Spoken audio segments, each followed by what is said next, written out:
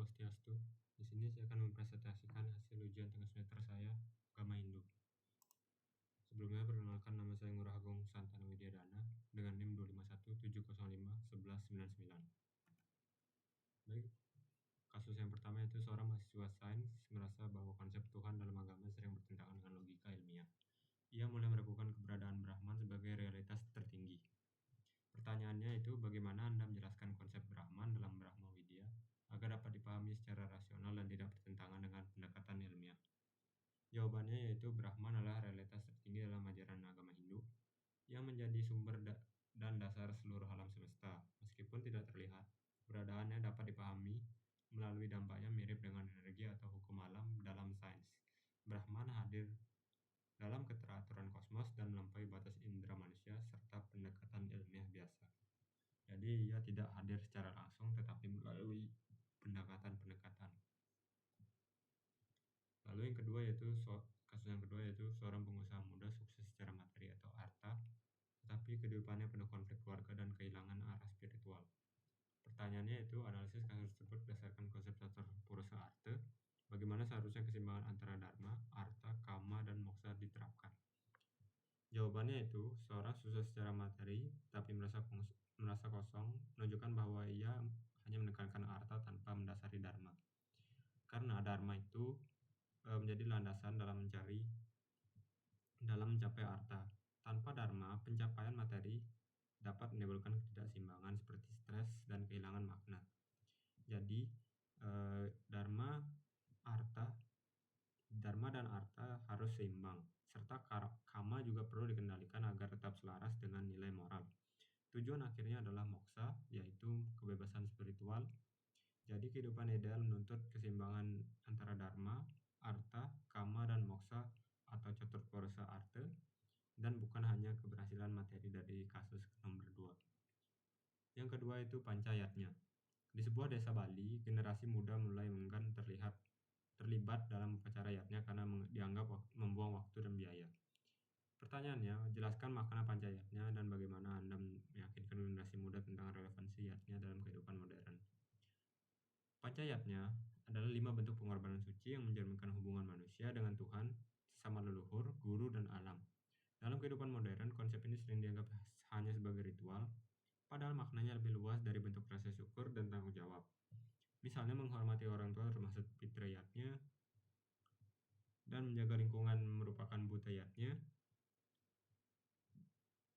dan belajar juga merupakan dari resiyatnya. Dengan pemahaman ini, yatnya dapat dilihat dari sebagai nilai hidup yang relevan untuk membangun karakter, empati, dan kesadaran sosial, bukan hanya sekedar upacara. Lalu yang keempat, siswa menganggap kisah Awatara Rama dan Krishna hanyalah mitos tanpa makna nyata dalam kehidupan sekarang. Pertanyaannya, bagaimana Anda menjelaskan konsep Awatara dan peran orang suci sebagai teladan moral dan konteks kehidupan modern? Jadi jawabannya itu, konsep Awatara seperti Rama dan Krishna tidak hanya dipahami sebagai kisah mitologis, tapi memiliki makna simbolis tentang kehadiran Tuhan untuk menegakkan dharma. Nilai-nilai yang dibawa seperti kejujuran, keberanian, dan keadilan tetap relevan dalam kehidupan modern. Tokoh suci masa kini juga menjadi teladan dalam penerapan ajaran tersebut. Yang penting bukanlah kebenaran literal kisahnya, melainkan bagaimana nilai moralnya dapat diterapkan. Jadi kisah-kisah ini tidak seperti Rama dan Krishna menjadi awatara dengan menjadi bentuk yang dapat dipikirkan oleh manusia, jadi ia membantu turun ke dalam bumi.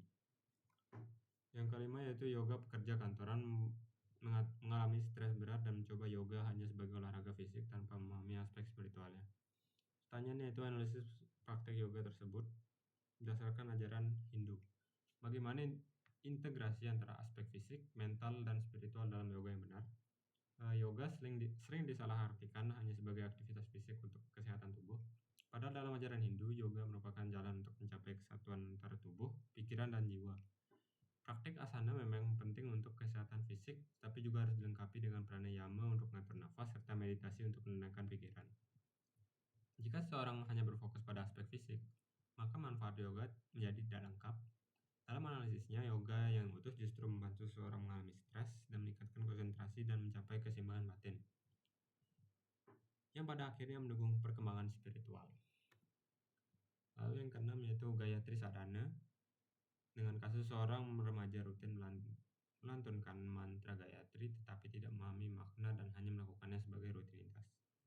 Pertanyaannya itu jelaskan makna Gayatri mantra dan bagaimana praktik Gayatri Sadhana yang benar dapat meningkatkan kesadaran spiritual. Gayatri mantra adalah permohonan agar pikiran diterangi oleh cahaya Tuhan sehingga mampu berpikir dengan benar dan bijaksana. Praktik Gayatri Sadhana dilakukan dengan konsentrasi, pengaturan nafas, dan penghayatan makna.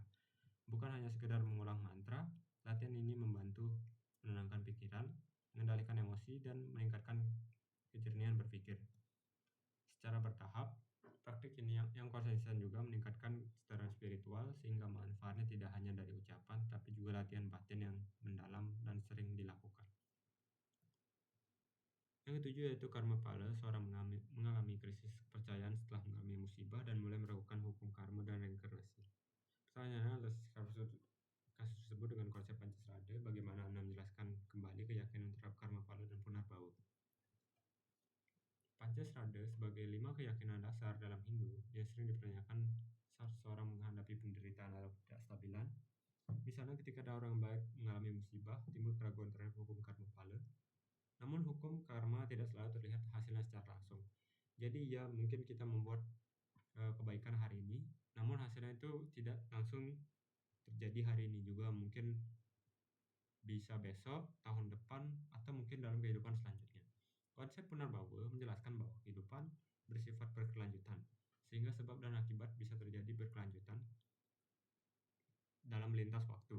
Dengan demikian, penderitaan dapat dipahami bukan hanya sekedar hukuman, tetapi juga sebagai proses pembelajaran jiwa menuju moksa. Yang ke-8 yaitu Caturmarga. Dua orang memiliki cara berbeda dalam mendekatkan diri kepada Tuhan. Satu melalui pelayanan sosial dan satu lagi melalui meditasi. Pertanyaannya yaitu, jelaskan konsep Caturmarga dan analisis apakah kedua cara tersebut sama-sama benar menurut ajaran agama Hindu. Dalam ajaran Caturmarga, kedua hal tersebut sama-sama benar karena merupakan jalan yang berbeda namun memiliki tujuan yang sama. Pelayanan sosial mencerminkan karma marga, yaitu jalan melalui tindakan tanpa pamrih, sedangkan meditasi merupakan bagian dari Raja Yoga Marga yang menekankan pengendalian pikiran. Analisisnya menunjukkan bahwa agama Hindu tidak hanya membatasi satu jalan saja, melainkan memberikan kebebasan sesuai dengan karakter dan kecenderungan waktu. Lalu saya memiliki ilustrasi lainnya, yaitu seperti berlari dan berjalan. Berlari dan berjalan memiliki tujuan yang sama, tapi dengan cara yang berbeda. Yaitu mungkin berlari lebih cepat atau berjalan lebih lambat. Tidak lebih lambat, mungkin hanya perbedaan dalam jenisnya, tapi memiliki tujuan yang sama, itu untuk mencapai lokasi dan untuk mencapai kesehatan. Lalu selanjutnya kitab suci Hindu. Seorang siswa mengandalkan media sosial untuk memahami ajaran Hindu tanpa pernah membaca kitab suci seperti Weda atau Bhagavad Gita. Pertanyaannya, menjelaskan pentingnya kitab suci dalam agama Hindu dan bagaimana cara menginterpretasikan ajaran kitab suci di era digital. Jadi kitab suci seperti Weda dan Bhagavad Gita tetap memiliki relevansi di era digital karena mengandung nilai-nilai universal yang tidak dikekang oleh waktu. Namun di zaman sekarang banyak orang yang lebih mengandalkan informasi dari media sosial yang belum tentu benar. Hal ini menimbulkan resiko kesalahpahaman ajaran. Oleh karena itu penting untuk kita tetap merujuk pada sumber yang valid dan memahami konteks ajaran tersebut. Jadi di era digital ini kita bisa membaca Weda atau Bhagavad Gita melalui sumber-sumber yang ada di online. Jadi kita tidak perlu membeli langsung buku tersebut. Kita bisa memanfaatkan internet untuk membaca Weda. Analisisnya menunjukkan bahwa teknologi seharusnya menjadi alat bantu untuk belajar, bukan menggantikan otoritas kitab suci. Yang terakhir yaitu integrasi nilai Hindu dalam kehidupan. Seorang pelajar cerdas secara akademik tapi sering berperilaku tidak jujur dan menghormati orang tua. Pertanyaannya yaitu analisis perilaku tersebut dengan mengintegrasikan konsep dharma, yoga, dan srada. Bagaimana seharusnya nilai-nilai Hindu membentuk karakter individu? Jawabannya itu, kasus siswa yang cerdas secara akademik tapi berperilaku tidak jujur menunjukkan adanya ketidakseimbangan antara pengetahuan dan moral. Dalam ajaran Hindu, kecerdasan sejati tidak hanya diukur dari intelektual, tapi juga dari penerapan nilai dharma dalam kehidupan sehari-hari. Yoga membantu dalam pengendalian diri, sementara strada membangun kesadaran spiritual.